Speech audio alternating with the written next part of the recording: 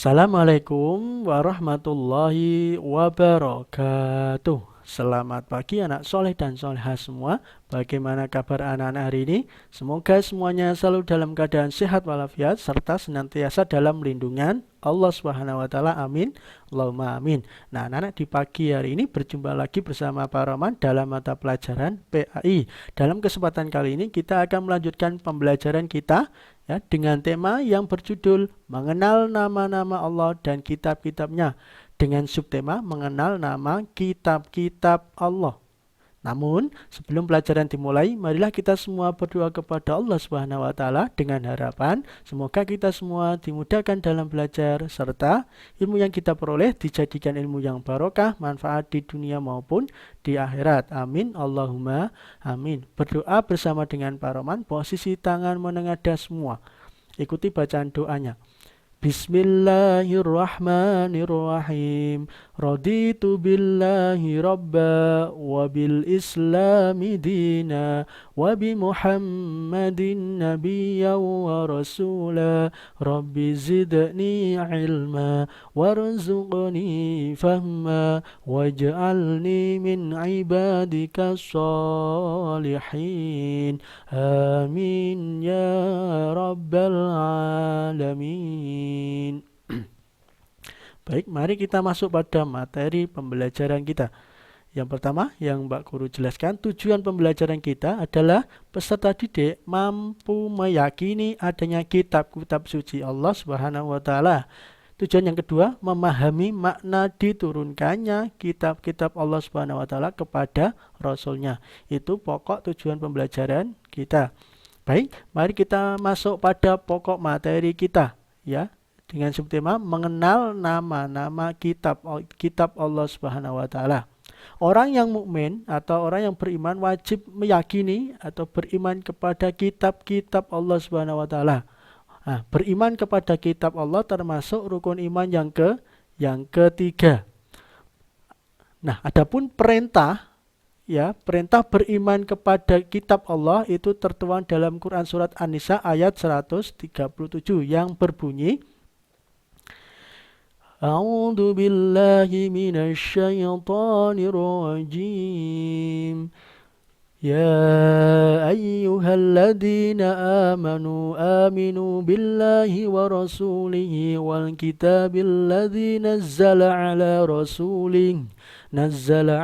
rasulihi wal kitabil ladzi anzala min qabl wa man yakfur billahi wa malaikatihi wa kutubihi wa rusulihi wal yawmil akhir faqad dhalla dhalalan ba'ida. Shadaqallahul azim. Artinya kurang lebih, wahai orang-orang yang beriman, percayalah atau berimanlah kalian kepada Allah, kepada Rasul Allah, kepada kitab-kitabnya yang diturunkan kepada Rasulnya, dan kepada kitab-kitab terdahulu. Barang siapa yang ingkar kepada Allah, kepada malaikat, kepada kitab dan Rasul, serta kepada hari akhir, maka dia ada pada kesesatan yang sangat jauh. Quran surat An-Nisa ayat 136. Itu perintah beriman kepada kitab Allah. Berarti di sini dapat disimpulkan orang yang beriman, orang muslim, orang mukmin wajib meyakini adanya kitab-kitab Allah. Kemudian selanjutnya adalah pengertian kitab Allah itu apa? Kitab suci Allah itu apa? Yaitu kumpulan wahyu atau kumpulan firman Allah Subhanahu wa taala yang diturunkan kepada rasul-rasulnya, rasul-rasul yang berhak menerimanya. Itu pengertian daripada kitab suci. Kemudian tujuan diturunkannya itu apa? Yaitu sebagai pedoman dan petunjuk hidup manusia agar selamat dan sejahtera hidupnya manusia tersebut. Itu tujuan diturunkannya. Kemudian selanjutnya adalah jumlah kitab Allah yang diturunkan kepada nabinya itu ada berapa? Yaitu kitab-kitab Allah yang diturunkan kepada Rasulnya berjumlah 4. Adapun nabi-nabi yang lain yaitu menerima yang namanya mushaf, bukan berupa kitab. Kalau kitab berarti kumpulan ya, jumlahnya banyak sekali. Kemudian selanjutnya mari kita bahas satu persatu, mulai dari kitab Taurat. Kitab Taurat diturunkan kepada Nabi Musa alaihissalam kurang lebih pada abad 12 sebelum Masehi, tepatnya di daerah Israel dan di Mesir. Pada waktu itu wahyu yang pertama kali turun kepada Nabi Musa, saat itu Nabi Musa berada di gunung atau di bukit Sinai. Nah, kitab Taurat berbahasa Ibrani. Itu sedikit tentang kitab Taurat yang diturunkan kepada Nabi Musa. Yang kedua, kitab Zabur. Kitab Zabur diturunkan kepada Nabi Daud alaihissalam kurang lebih pada abad 10 sebelum Masehi, tepatnya di daerah Yerusalem. Kitab Zabur berbahasa Kipti. Ya, pada saat itu Nabi Daud menduduki tahta menggantikan kepemimpinan Raja Talut. Itu kitab Zabur diturunkan kepada Nabi Daud alaihis salam. Kemudian yang ketiga adalah kitab Injil. Kitab Injil ini diturunkan kepada Nabi Isa alaihissalam kurang lebih pada abad 1 Masehi. Ya. Kemudian kitab Injil ini diturunkan di daerah Yerusalem, Yerusalem dengan bahasanya yaitu bahasa Suryani. Nah, Injil menurut bahasa Yunani, Injil artinya adalah Injil dalam bahasa Yunani artinya adalah kabar selamat atau kabar gembira. Ini menurut bahasa Yunani. Kemudian yang terakhir adalah kitab suci Al-Quran. Nah, ini kitab yang kita miliki, yang tidak asing ya bagi kita. Kitab ini diturunkan kepada Nabi Muhammad Sallallahu Alaihi Wasallam. Nah, itulah 4 kitab yang Allah turunkan kepada Rasul-Rasulnya. Nah, mari kita bahas pokok inti daripada pembelajaran kita, yaitu kitab Al-Quran. Ya, kita mengkaji khusus Al-Quran lebih detail lagi. Nah, Al-Quran itu turun pada suatu peristiwa. Ya, peristiwa turunnya Al-Quran disebut dengan nuzulul Quran. Ya, kemudian yakni tepatnya pada tanggal 17 Ramadan. Proses turunnya Al-Quran itu bagaimana? Yaitu ada riwayat yang mengatakan Quran turun secara berangsur-angsur. Tepatnya selama 22 tahun, 2 bulan, 22 hari. Ada sebagian yang riwayat yang mengatakan turun langsung utuh 30 juz. Tapi riwayat yang kuat mengatakan turun secara bertahap, berangsur-angsur. Al-Quran itu terdiri dari 114 surat, kemudian terdiri juga dari 30 juz dan 6.666 ayat. Adapun hurufnya banyak sekali, 1 juta lebih. Ya.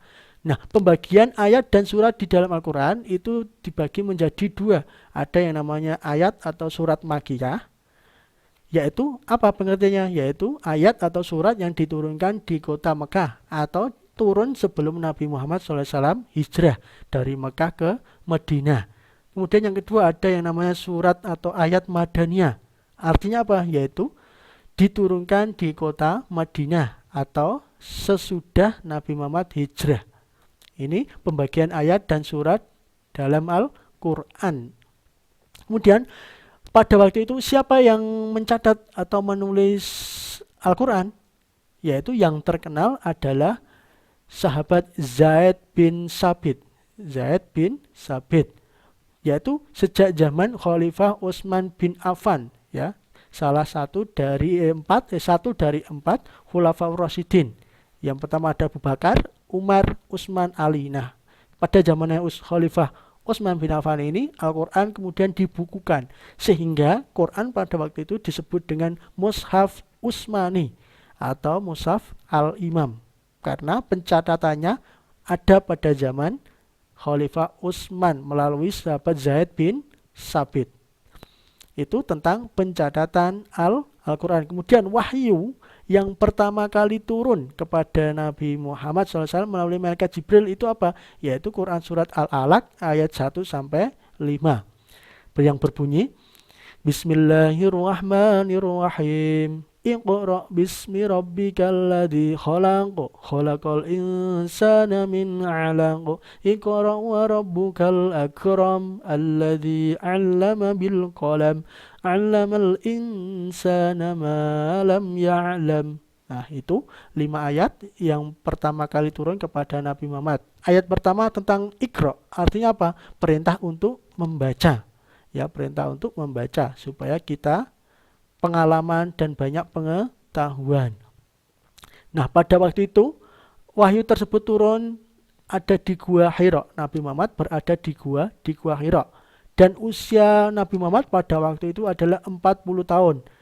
Ini sekaligus menjadi usia di mana Nabi Muhammad diangkat menjadi Rasul pada usia 40 tahun. Itu seputar wahyu yang pertama. Adapun wahyu yang terakhir yaitu Quran surat Al-Maidah ayat yang ketiga yang berbunyi A'udzu billahi minasyaitonir rajim. Al-yauma akmaltu lakum dinakum wa atmamtu 'alaikum ni'mati wa raditu lakumul Islam madina. Shadaqallahul azim. Nah, kejadiannya yaitu pada waktu Nabi Muhammad wukuf di Arafah. Wahyu terakhir turun ketika Nabi Muhammad sedang melaksanakan wukuf di padang Arafah. Itu wahyu seputar wahyu yang terakhir. Kemudian selanjutnya fungsi Al-Qur'an itu apa? Ya, yang pertama sebagai pedoman hidup manusia atau sebagai petunjuk. Yang kedua sebagai penutup kitab-kitab sebelumnya. Karena Nabi Muhammad diutus oleh Allah sebagai nabi yang terakhir atau disebut dengan Khatamul Anbiya wal Mursalin. Oleh karena itu kitab yang turun adalah kitab yang terakhir sebagai penutup kitab sebelumnya. Kemudian yang ketiga, fungsi Al-Quran juga sebagai penyempurna kitab-kitab sebelumnya. Penyempurna dari apa? Dari ajarannya, dari akidahnya, dari syariatnya dan lain sebagainya. Ya, kitab yang paling sempurna berarti kitab suci Al-Quran yang turun kepada Nabi Muhammad Sallallahu Alaihi Wasallam. Kemudian Al-Quran itu memiliki nama-nama lain, tidak hanya Al-Quran saja.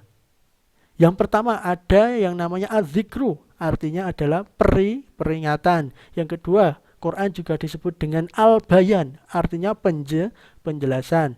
Yang ketiga ada An-Nur, artinya cahaya. Yang keempat Al-Mau'idoh, artinya nasihat-nasihat. Kemudian yang kelima ada Al-Huda, artinya adalah petunjuk. Yang keenam ada Al-Furqan, artinya pembeda yang membedakan hak dan batil. Kemudian yang ketujuh ada Asy-Syifa, artinya sebagai obat. Kemudian yang kedelapan Al-Quran, artinya adalah bacaan. Ini 8 nama-nama lain daripada Al-Quran yang kita jumpai di dalam Al-Quran sendiri. Nah, anak-anak, sampai sini dulu bisa dipahami. Fahimtum? Fahimna. Alhamdulillah. Sebagai evaluasi dari materi pembelajaran kita hari ini, ada soal-soal yang harus anak-anak kerjakan. Yang pertama, apa pengertian kitab suci Allah itu? Soal yang kedua, apa tujuan diturunkannya kitab suci Allah itu? Yang ketiga, ada berapa kitab suci Allah? Sebutkan beserta nabi yang menerimanya. Kemudian yang keempat, bagaimana proses turunnya Al-Quran itu? Kemudian soal yang kelima, jelaskan pengertian surat Makkiyah dan surat Madaniyah. Kemudian soal yang terakhir, sebutkan nama lain dari Al-Quran beserta artinya. Nah, ini soal yang nanti harus anak-anak kerjakan, ditulis di bukunya, difoto, dikirim ke link yang akan Pak Guru berikan.